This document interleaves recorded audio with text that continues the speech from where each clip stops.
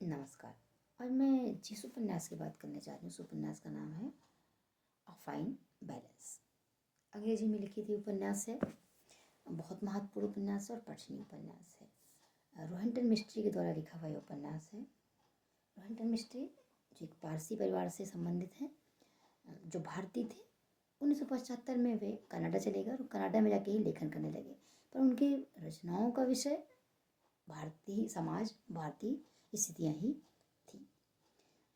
सबसे पहले उनकी कहानियों का संकलन आया इट इज़ फ्रॉम फिरोजा बाग। उनका एक और प्रसिद्ध उपन्यास है सच ए लॉन्ग जर्नी। अब फाइन बैलेंस एक और ख़ास बात कि इनके जो जितने उपन्यास हैं या जो कथाएं हैं, उपन्यास विशेष तौर पे ये भारतीय परिस्थितियों को लिखे गए हैं और भारत की राजनीतिक परिस्थितियों को उसमें सम्मिलित करते हैं। जैसे सच ए लॉन्ग जर्नी भी इस राजनीतिक दशा को लेता है। फाइन बैलेंस तो 1975 का जो भारत में आपातकाल लगाया गया था कांग्रेस सरकार के द्वारा, इंदिरा गांधी के द्वारा, उस परिस्थिति को, उस समाज को, उसके परिणाम को इस उपन्यास में दिखाया गया है। इस उपन्यास को कॉमनवेल्थ का बेस्ट राइटर्स पुरस्कार मिल चुका है। बुकर प्राइज के लिए पुरस्कार एक पुस्तक नामित हो चुकी है।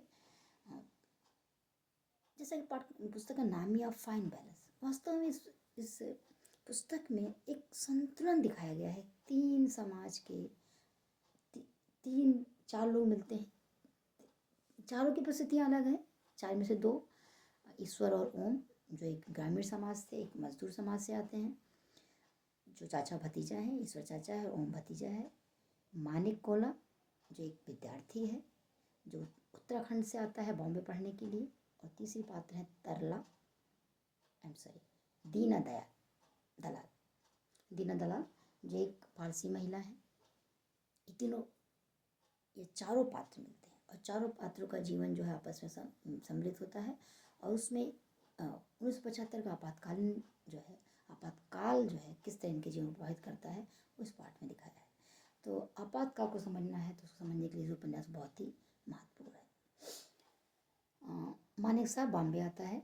उसकी माँ ने उसको, वो आता तो पहले एक हॉस्टल में रहता है, पर हॉस्टल में उसके जो साथी होते हैं, उस आपातकाल का प्रभाव है। जो विद्यार्थी हैं उसमें बहुत सारे विद्यार्थी जो है राजनीति से सम्मिलित हैं। इसमें उसका एक मित्र है अविनाश, वो भी राजनीति में सरकार के विरोध में है।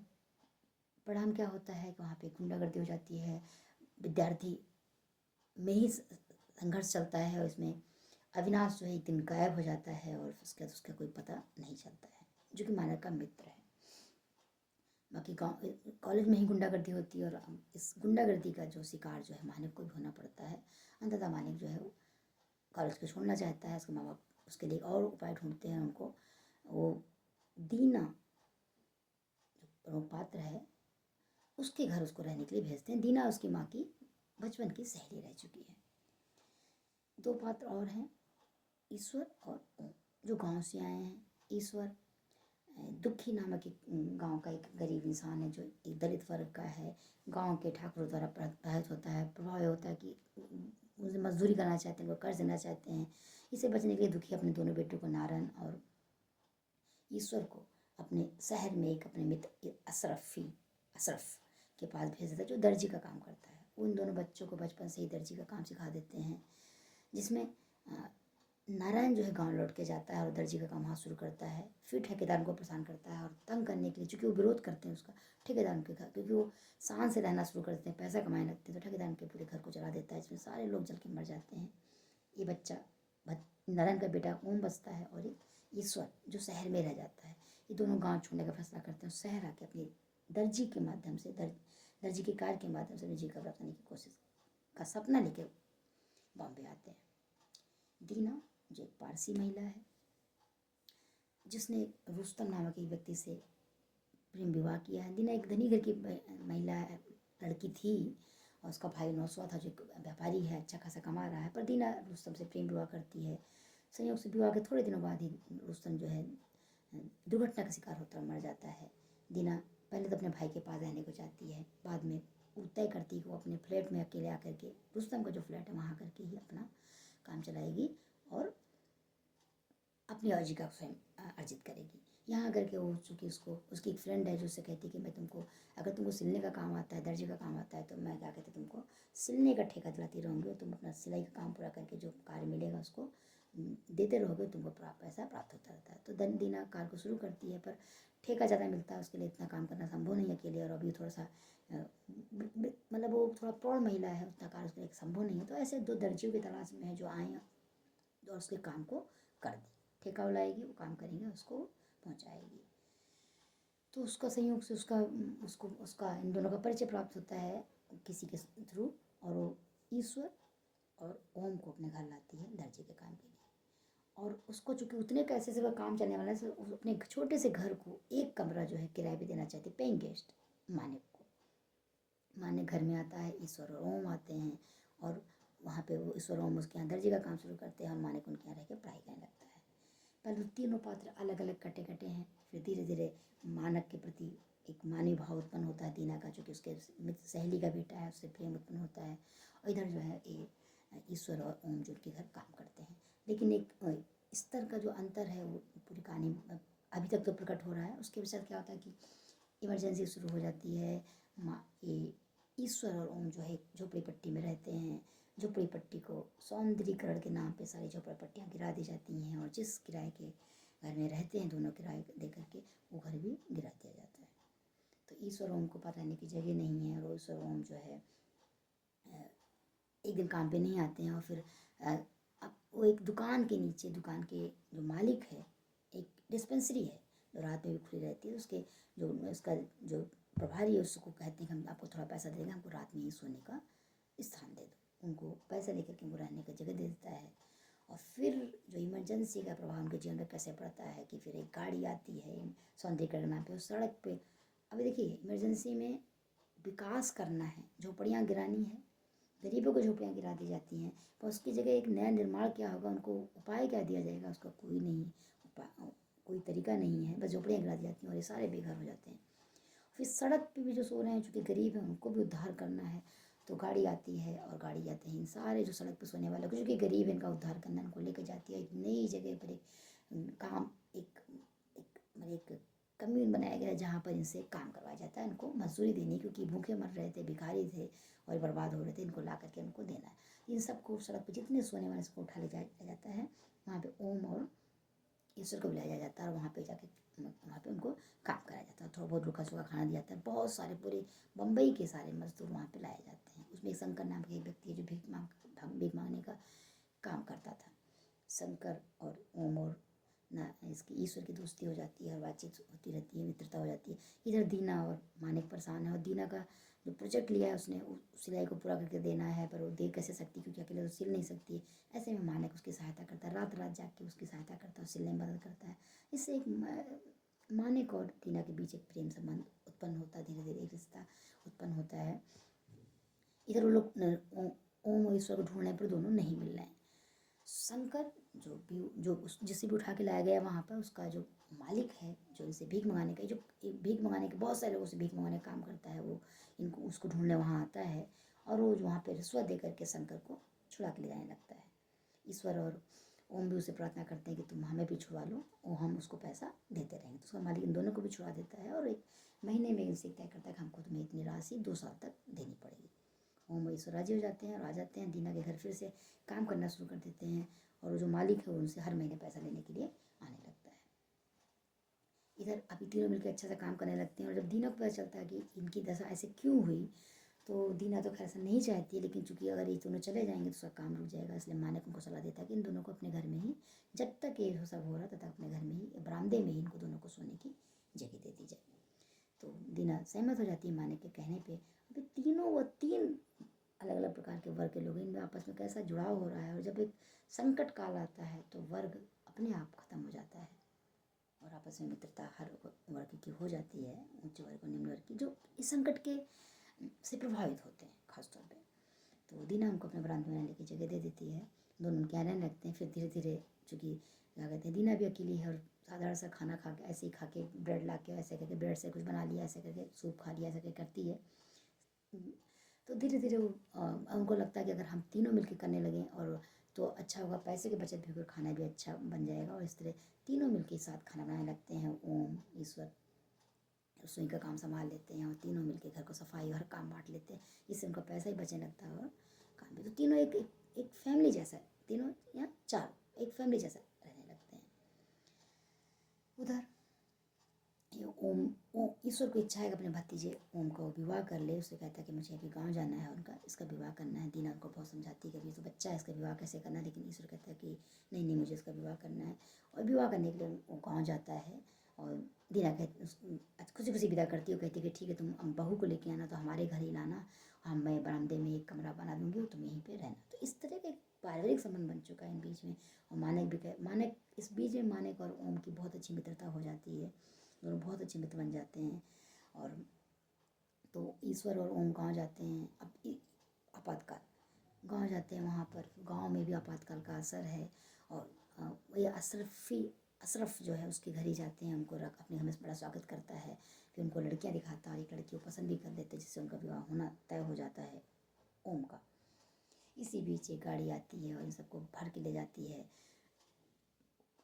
गाड़ी से घायल होकर के अशरफ तो वहीं मर जाता है और इनको ओम और ईश्वर को ले जाती है। और वहाँ पर चूँकि नसबंदी का कार्यक्रम चल रहा होता है, चूँकि जब भारत की जनसंख्या बहुत बढ़ रही होती है और नस्लबंदी करके उस जनसंख्या को रोकना होता है, उसमें जो भी बड़े बूढ़े शादी अविवाहित सबको पकड़ के वहाँ पे नसबंदी की जा रही होती है। ज़बरदस्ती इसमें किया जा रहा है। उसमें ओम जो वहाँ विवाह के लिए आया है, वहाँ ये नहीं पूछा जा रहा कि कोई युवा है बूढ़ा, ओम की भी नसबंदी कर दी जाती है। अब आप समझिएगा, उस काल के दशक समझिएगा, इमरजेंसी का प्रभाव देखिएगा। बड़े बड़े वादे, बड़ी बड़ी प्रशंसाओं के गीत हुआ कि जनसंख्या को रोका जा रहा है, सौंदर्यीकरण किया जा रहा है, गरीब का उद्धार किया जा रहा है, लेकिन हो किस रहा है, उसका प्रभाव क्या है, उसको समझिएगा। ओम की नसबंदी कर जाती है। अब तो ओम विवाह करने के योग्य नहीं रहा और ओम निराश हो जाता है। फिर भी दोनों बहुत दुखी होकर जब लौटते हैं तो वहाँ देखते हैं कि अशरफ भी मर चुका है और अशरफ घर में तो और कोई था नहीं। और धीरे धीरे जिसके अशरफ मर जाता है, उसके रिश्तेदार आते हैं और घर पे कब्जा कर लेते हैं। अब दोनों उस गांव में नहीं रह सकते हैं। पहले दोनों तय करते हैं गांव में रह के दर्जी का काम करेंगे, अब लौट के शहर नहीं जाएंगे। पर अब गांव भी घर भी जा चुका है, दोनों फिर शहर लौटने का योजना बनाते हैं। वो शहर लौटते हैं, लेकिन शहर लौटने में दुर्घटना होती है और ईश्वर जो है उसकी पूरी दोनों टांगें कट जाती हैं। अब ईश्वर की टांगें कट चुकी हैं, वो दीना के घर ही जाते रहते हैं, दीना का घर ढूंढते रहते हैं। क्योंकि इस बीच कथा एक दूसरा मोड़ दीना के लिए भी लेती है कि दीना जो है जिस फ्लैट में रहती है, उस फ्लैट का दावा जो है उसका मालिक बार बार कर रहा था कि ये फ्लैट जो है मेरा है और तुम इसका कमर्शियल यूज नहीं कर सकती। पर वो चोरी छिपे अभी तक कमर्शियल यूज़ करती है। अभी वो छिपाती है कि मेरे घर में 2 व्यक्ति आके दर्जी का काम करते हैं, मैं कमर्शियल यूज़ करती हूँ, अभी तो छिपाती है। लेकिन इसका भेद तो खुल जाता है और मकान मालिक उनको घर छोड़ने की धमकी देता है और गुंडे भेजता है। ऐसे समय में वो जो शंकर का जो मालिक है, जो एक गुंडा भी है, जो भिखारियों से काम कराता है, वो पहुंच जाता है और वो गुंडों को मार के भगा देता है। और वो कहता है कि ठीक है, चूँकि तुम हमें पैसे देते हो, इसलिए ये गुंडे अब तुम्हारे घर नहीं आएंगे, तुम लोग आराम से रह सकते हो। ऐसे कार्य चलता है। लेकिन इसी बीच गांव शहर में क्या कहते हैं, वो जो शंकर भी होता है वो घायल होकर मर जाता है। और ये जो भिखारी जो है, जो मेन लीडर है, ये भी मर जाता है। उस आपातकालीन जो प्रशासनिक व्यवस्था है, पुलिस व्यवस्था देते हैं, वो मालिक भी मर जाता है।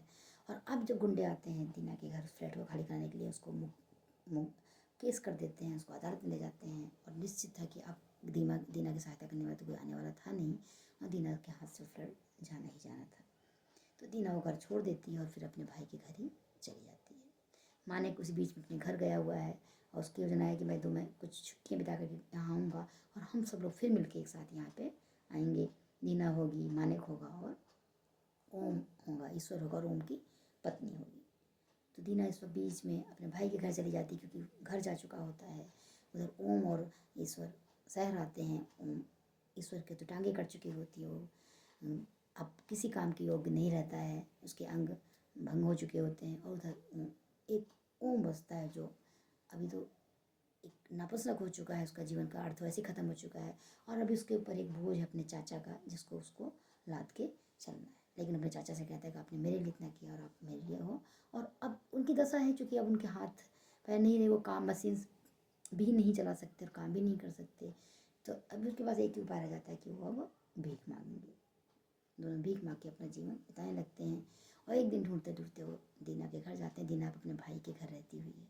इस बीच जब मानिक अपने घर जाता है तो उसकी माँ उसको, चूँकि बॉम्बे की दशा ऐसी है तो माँ उसको एक विदेशी कंपनी में नौकरी मिल जाती है और मानिक जो है नौकरी करने के लिए विदेश चला जाता है। 5 साल बाद जब मानिक लौट के आता है तो फिर उसकी माँ कहती है कि तुम एक बार बॉम्बे जाओ, अपने रिश्तेदारों से मिल के आओ। चूँकि उसकी नानी नानी भी बॉम्बे ही रहते थे तो मानिक वहाँ आता है। और मानिक मन में खुशी इस बात की भी है कि वो अपने दीना आंटी और ओम और ईश्वर से मिलेगा और उसको लगा कि ओम की पत्नी होगी, बच्चे होंगे और कैसा होगा। पर जब वहाँ आता है तो वहाँ पे घर तो किसी और का हो चुका होता है। तो मानिक को चूँकि उसके भाई के घर का पता होता है तो मानिक वहाँ जाता है दीना से मिलने के लिए। तो वहाँ दीना से मिलती तो है पर दीना बहुत बूढ़ी हो चुकी है और दीना की आंखें भी ख़राब हो चुकी हैं और दीना पहचानने की इतनी स्थिति में भी नहीं है। खैर दीना को जब मानिक परिचय देता है तो दीना उससे पहचान जाती है और दीना उसका स्वागत करती है। फिर दीना उसको ओम और ईश्वर की कहानी बताती है कि ओम और ईश्वर के साथ क्या हुआ है। और उसे कहती है कि चूँकि अपने भाई के घर में रहती है, उसके भाई और उसकी भाभी दोनों ही काम पे जाते हैं, तो वो उससे मानिक से कहती है कि तुम अभी रुको, वो दोनों आएंगे, तुम उनसे मिल सकते हो। क्यों? मानिक और ईश्वर और ओम जो भीख मांगते हैं, लेकिन हर रात वो वहाँ पे आते हैं दीना के पास और दीना उनके लिए खाने की व्यवस्था करती है। मतलब भाई से छिपा करके वो खाना रखती है, उन दोनों को खिलाती है। दोनों मतलब इन तीनों का समान आज भी वैसा ही है जैसे पहले। तो छिपा करके दीना उनकी स्वागत करती है, उनके खाने की व्यवस्था करती है। उधर उसका जो मानिक का जो मित्र था अविनाश से वो ढूंढने के बाद फिर जब वो मानिक बीच में गया होता है कॉलेज को, पता चलता है कि अविनाश तो मर चुका है, उसकी लाश प्राप्त होती है। और वो अब आप समझिएगा कि क्या कहते हैं उस 1975 के काल में जो भी सरकार के विरोधी था, उसमें जो युवा थे या जो भी और सामान्य जन थे जो इस सरकार के विरोध में थे, उनको मार डाला गया या उनको कहीं कैद कर दिया गया। तो अविनाश मर चुका है, उसकी लाश जो है, लाश मतलब हड्डियाँ जो है बाद में बहुत प्राप्त होती है। तो मानिक जब दीना आंटी से मिलता है और उसे कहती है कि तुम रुको, ओम और ईश्वर भी आते होंगे। पर मानिक को जल्दी है, मानिक रुकता नहीं है और मानिक को अंदर एक भय भी है कि वो ओम जैसा था कि एक निश्चल नौजवान, एक ऊर्जा से भरा हुआ नौजवान, उसको अब इस रूप में कैसे देखेगा, या ईश्वर को ऐसे विकलांग अवस्था में कैसे देखेगा, भीख मांगने की अवस्था में। एक आसान्वित दो व्यक्तियों को एक निराश व्यक्ति के रूप में कैसे देख सके, इसलिए उसके इतना साहस नहीं होता कि रुके और उनसे मिले। दीना आंटी से विदा लेकर के वो निकलता है और जो निकलता रहता है दोनों टकराते हैं उससे, लेकिन ओम उनको नज़रअंदाज करके आगे चला जाता है। ओम और मानिक को नज़रअंदाज करके चला जाता है। ओम और ईश्वर दीना के पास पहुंचते हैं और कहते हैं कि हमने अभी भी मानिक को देखा, हमने उससे इशारा भी किया, हमने थोड़ी आवाज़ें भी दी, हमने उसका नाम लेकर नहीं आवाज़ें दी, हमने आपस में ज़ोर से बातें की ताकि वो हमको पहचान सके या हमसे बात कर सके, पर वो रुका नहीं और हमने फिर ज़्यादा कोशिश भी नहीं की। तो कथा यहीं समाप्त होती है। और ये कथा जो है, ये जो उपन्यास है तो ये तो बृहद उपन्यास है, अंग्रेजी में लिखा हुआ उपन्यास है। बहुत सरल भाषा है समझने के लिए, जिनको अंग्रेजी आती है उनके लिए तो मुश्किल है नहीं है उपन्यास। अनुवाद है कि नहीं तो नहीं कह सकती मैं, पर अंग्रेजी में पठनीय है, पढ़ा जा सकता है। बहुत ही अच्छा उपन्यास है। और ख़ासतौर पर इस उपन्यास पढ़ के आपको आपातकाल के जो काल को समझने में समझने में जो एक आसानी होगी वो बहुत महत्वपूर्ण है। आपको पता चलेगा कि आपातकाल नेताओं के लिए तो एक योजना थी जिससे उस दुनिया में बदलाव रहे थे, पर ऐसी योजनाएं जो बंद कमरों में बैठ के बनाई जाती हैं उससे आम जीवन कितना प्रभावित होता है। कितने जीवन, ये 3 कथाएं जो हैं ये नहीं है, इसमें अनेक कथाएं हैं जो इससे प्रभावित हुई हैं, इनका जीवन ही नष्ट हो गया। जहाँ युवाओं को नसबंदी कर दी गई, जहाँ पे भिखारियों का पकड़ के कैद कर दिया गया, उनसे काम कर, जहाँ सौंदर्यीकरण के नाम पर झोपड़ियों को तो नष्ट कर दिया गया, पर उनका उपाय क्या दिया गया नहीं पता है।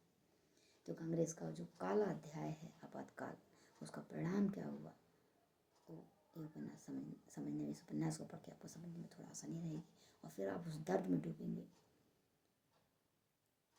जिसको डूबना भी एक आवश्यक है, ताकि हम इतिहास के इन काले अध्यायों को समझ सकें, उन काले अध्यायों के पीछे छिपी हुई राजनीति को समझ सकें। 1975 का आपातकाल इसलिए लगाया गया ताकि इंदिरा गांधी की जो प्रधानमंत्री का चुनाव हार चुकी थी और सुप्रीम कोर्ट ने उनको उसके लिए निंदित किया था, उससे वो बच सकें और अपने शासन को बचाए रख सकें। और स्वाभाविक 1977 का चुनाव हार गई थी पर उसके बाद कोई बहुमत सरकार, अच्छी सरकार न होने का पुनः वो आई सरकार में और कांग्रेस सरकार फिर से चलती रही। और 2014 में जाके इस कांग्रेस सरकार की इस निर्दयताओं से भारत को, तानाशाही से भारत को मुक्ति मिली। तो मोदी को तानाशाह कहने वाली जो सरकार है, कांग्रेसी लोग हैं, वो समझ सकें कि वास्तव में का तानाशाह कौन था, जिसको आम जनता की परवाह भी नहीं थी। तो ऐसे उपन्यास जो अपने काल को, कथाओं को समेटे होते हैं, जो अपने राजनीति को, अपने इतिहास को समेटे होते हैं, वो बहुत महत्वपूर्ण होते हैं और पठनीय होते हैं। तो मेरा आपसे अनुरोध है कि आप इस उपन्यास को जरूर पढ़ें। रोचक ढंग से उस काल को समझना बहुत ही उपयोगी भी है। धन्यवाद।